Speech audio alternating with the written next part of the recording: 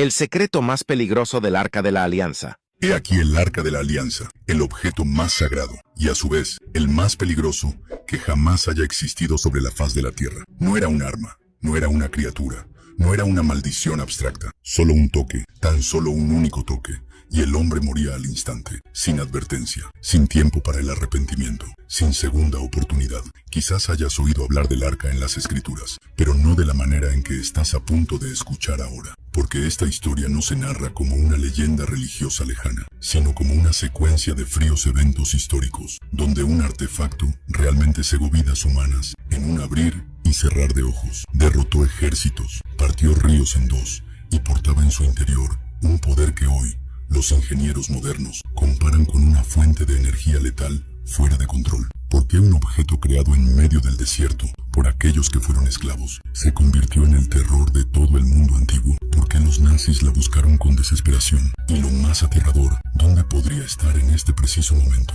Porque lo que estás a punto de escuchar cambiará por completo tu visión sobre el Arca de la Alianza y sobre la santidad de Dios. Ahora, vamos desde el principio. Sinaí yacía envuelto en densas nubes y fuego santo. En el año 1406 a.C., Moisés descendió de aquella montaña. En sus manos no solo traía las tablas de la ley, sino instrucciones venidas del cielo. No eran ni tampoco símbolos vagos, eran datos absolutos, detallados en cada número, cada dimensión, cada material. Su longitud debía ser exactamente 1,15 metros. Su anchura y su altura 70. No podía haber desviación ni dentro. Lo que hacía estremecer a los hombres. Si había error, el arca no correctamente. No se trataba de que no fuera hermosa, era completa, sino de convertirse en un peligro mortal. Dios no actúa al azar. Su precisión siempre conlleva una razón, y en este caso, esa razón es directamente ligada a la vida y la... Pero una gran pregunta resonaba en medio del desierto. ¿Quién podría destruir tal artefacto? Israel acababa de escapar de Egipto tras 400 años de esclavitud. No tenían fábricas, ni maquinaria, instrumentos de medición sofisticados. El cielo ordenó, sin vacilación, sin rebajar el estándar. El clímax de esta parte reside en Ebne. Cuando Dios da una orden, ya ha preparado al hombre para obedecerla. Y si menosprecia esa santidad, las consecuencias no vendrán de la casualidad, sino del micio hacia lo sagrado. La precisión no busca oprimir al hombre, sino enseñar que la jamás permite la negligencia. La pregunta seguía suspendida en el desierto abrasador. ¿Podría construir un artefacto tan preciso que el más mínimo error conduciría a la... Israel apenas había salido del yugo de la esclavitud. Eran hacedores de ladrillos no orfebres, no ingenieros, y mucho menos fabricantes. Elige según los estándares de los hombres. Llamó a un hombre por nombre Alel. Y lo que sucedió a continuación no hubo precedentes.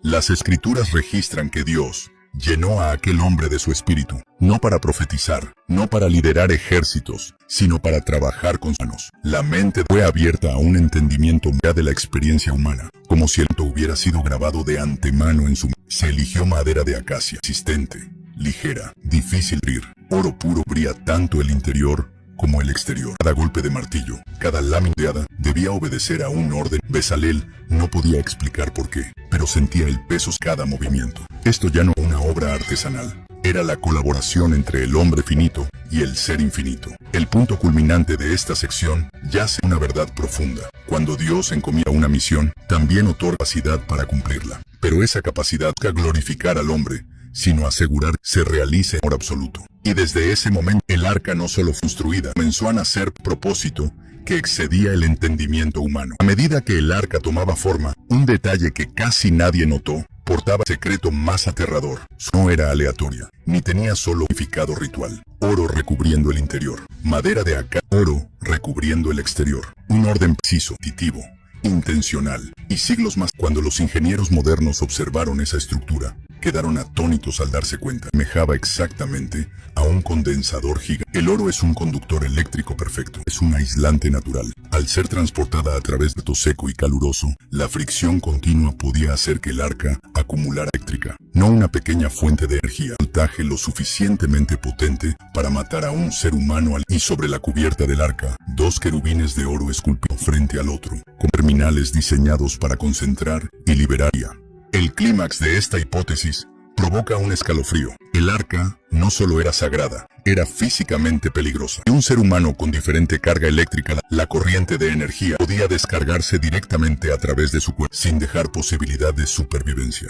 No venía de una magia vaga, sino de una fuerza que excedía la capacidad de control del hombre antiguo. Pero no entendía eso en lenguaje científico. Él solo sabía que cada detalle llevaba un uso invisible, y el mensaje final resonaba con claridad. Cuando el hombre toca a los santos sin temor, el precio a pagar puede ser la vida misma. El arca no fue creada para ser probada, creada para ser. El arca no fue creada para estar inmóvil. Debía moverse junto al pueblo de Israel. Pero un solo error minúsculo significaba la inmediata. Por eso Dios designó claramente: solo los levitas del linaje de Coat tenían permiso para portar el arca. No se podía tocar con la mano, no se podía experimentar, no había margen de error.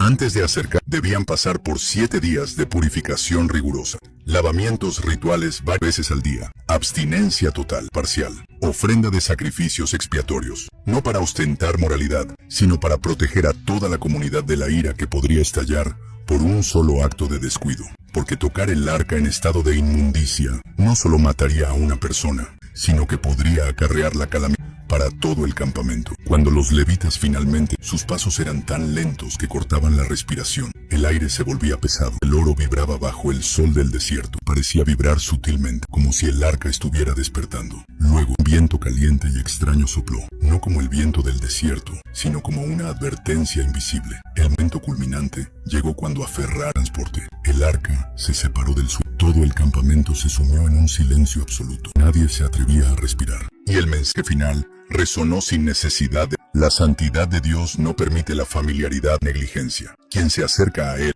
debe hacerlo con reverencia total. Cuando el arca fue levantada del suelo, la atmósfera cambió al instante. Ya no era la sensación de desierto seco y familiar, peso invisible que oprimía cada respiración. El viento se levantó de repente, pero no venía de los 4 puntos cardinales, sino que parecía emanar del alma. Los cabellos de los levitas se agitaban, sus vestiduras vibraban levemente. El héroe multitudinario se hundió en un silencio absoluto, al punto que ni los niños se atrevían a llorar. El oro, reflejando el sol, ya no parecía inerte, brillaba como si tuviera vida, como si la luz no solo se proyectara sobre el arca, que emanara desde su interior. La madera de acacia vibraba sutilmente, casi imperceptible a simple vista, pero lo suficiente para hacer sentir a quienes la portaban que de algo que superaba el control humano. Y entonces ocurrió lo inesperado. Uno de los levitas tropezó levemente por un instante fugaz. El arca se inclinó unos grados, suficiente para que el corazón de decenas de miles pareciera detenerse. Se atascó en la garganta de la multitud. Si alguien la tocaba, si el grado se rompía. Justo en ese segundo, una fuerza invisible estabilizó el arca. Regresó a su posición exacta, como si no necesitara manos para mantenerse firme, como si misma se sostuviera. Los levitas se miraron, algunos temblaban, rompieron en llanto. Moisés solo susurró una, pero inquietante: ya sabe. Y el mensaje resonó fríamente: no es un objeto que el hombre controla, sino una esencia que observa al hombre. La primera noche en que el arca es en camino, no se pareció a la otra. El acto se volvió ocioso hasta lo espeluznante. El viento cesó, como si la creación misma contuviera el aliento esperando. Y entonces, no hubo truenos, no hubo fuego, hubo el reflejo habitual. Una columna de luz apareció, delgada, nítida, vertical desde el firmamento, como un corte resplandeciente en la noche. Aquella luz creció, descendió lentamente, y luego se abrió de par en par, como si el cielo fuera desde adentro. Israel retrocedió horrorizado. Los niños gritaban, los guerreros, por instinto, alzaron sus... La nube de gloria descendió exactamente sobre el arca, entre los 2 querubines de oro. Luego se expandió como un corazón latiendo. El hizo temblar. El segundo hizo oscilar las hogueras. El tercer levantó el polvo del suelo. El arca resplandeció. El oro se tornó de un blanco cegador, como metal calentado hasta un límite imposible de resistir. Y entonces un sonido resonó, no para ser oído, sino para penetrarlos y el alma. Algunos cayeron inconscientes, otros postraron su rostro con terror supremo. En ese momento, nadie dudaba ya. Dios moraba en medio de ellos, y el mensaje final de aquella noche se grabó en la mente del pueblo. Su presencia no solo consuela, también hace temblar a los... Tras aquella noche, el arca ya no fue solo el centro de adoración, se convirtió en la señal de que Dios guiaba. Muchos días después, Israel se detuvo ante el río Jordán decrecida. La corriente era feroz, las orillas por las aguas turbulentas. No había puente, no había barcas, ni salida. Entonces resonó la orden, una orden que sonó como un desafío a todas las leyes naturales. El arca entraría primero. 4 levitas aferraron las varas, hundiendo por la ladera. El agua helada tocó sus tobillos, sus corazones desbocados, y justo en el momento en que la playa tocó la corriente, el río se detuvo, disminuyó, se desvió, se quedó inmóvil como cortado por una cuchilla invisible. El agua se alzó como un muro gigante. La tierra seca quedó expuesta. Todo el pueblo cruzó a salvo, pero aquello fue solo el comienzo.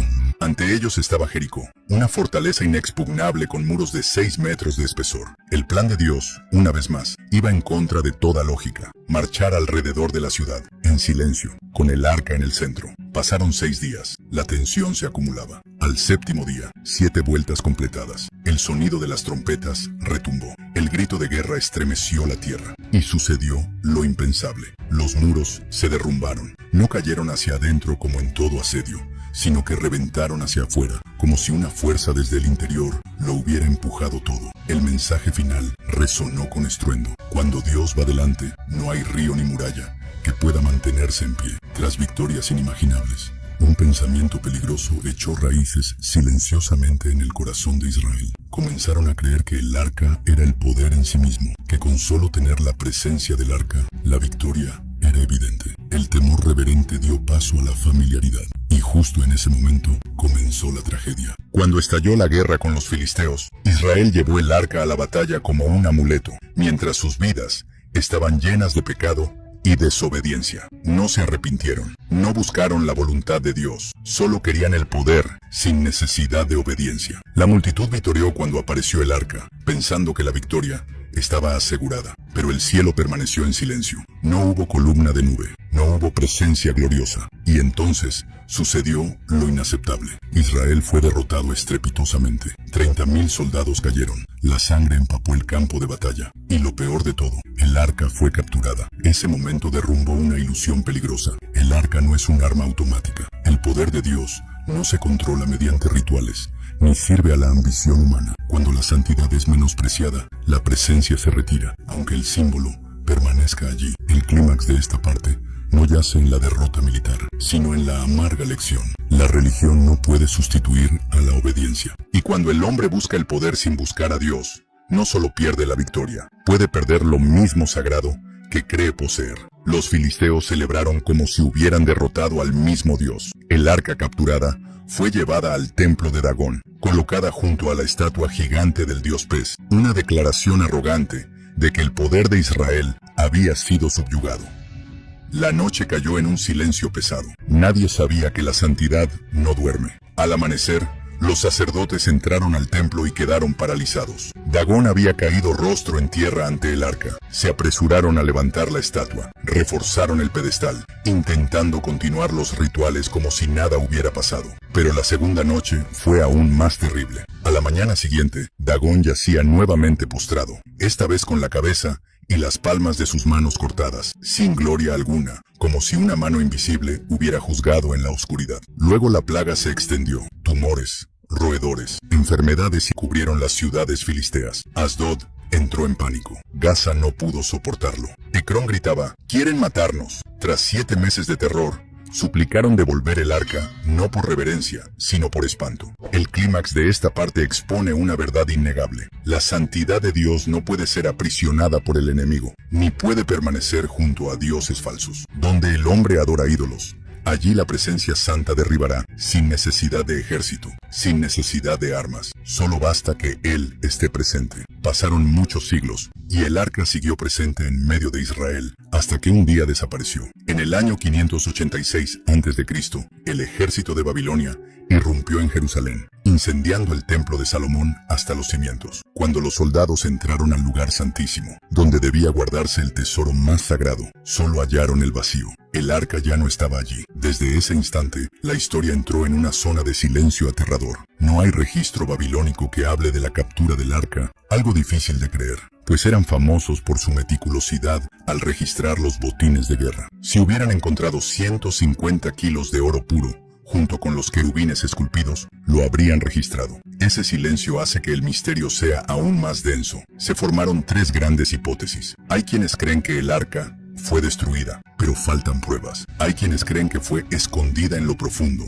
bajo el monte del templo, en túneles de acceso prohibido. Y existe la teoría de que el arca fue llevada a Etiopía, donde un guardián anónimo dedica toda su vida a proteger aquello que nadie tiene permitido ver. El clímax de esta parte no reside en la respuesta, sino en la espera, porque si el arca realmente aún existe, entonces la historia no ha terminado. El mensaje final resuena como un susurro del tiempo. Hay cosas que Dios oculta, no para que el hombre olvide, sino para esperar el momento correcto de ser reveladas. La historia del Arca de la Alianza no termina en la historia antigua, termina en el corazón mismo del hombre de hoy, porque lo más peligroso no es el arca, sino la actitud del hombre ante la santidad de Dios. El arca nos muestra una verdad inmutable. Dios es a la vez lleno de amor y absolutamente santo. Él no puede ser controlado, no puede ser aprovechado, y jamás acepta la negligencia en la relación con él. Usa tocó el arca con buena intención, pero aún así Israel llevó el arca a la batalla, pero aún así fracasó, porque la buena intención no sustituye a la obediencia, pero al mismo tiempo, la historia revela una gran esperanza. Cuando el arca estuvo en casa de Obed-Edom, las bendiciones se derramaron, no porque él entendiera todos los secretos del arca, sino porque temía y respetaba la presencia de Dios. Eso demuestra, la santidad no solo destruye, también otorga vida a quien se acerca con corazón humilde. La lección para nosotros hoy es muy clara. No busques el poder de Dios ignorando al Dios mismo. No mantengas la forma religiosa, perdiendo la obediencia verdadera. Y no olvides que, en la era de la gracia, Dios sigue siendo el Dios santo. Si su presencia entra en tu vida hoy, no te preguntará si estás listo para controlar, sino que preguntará, ¿estás listo para obedecer?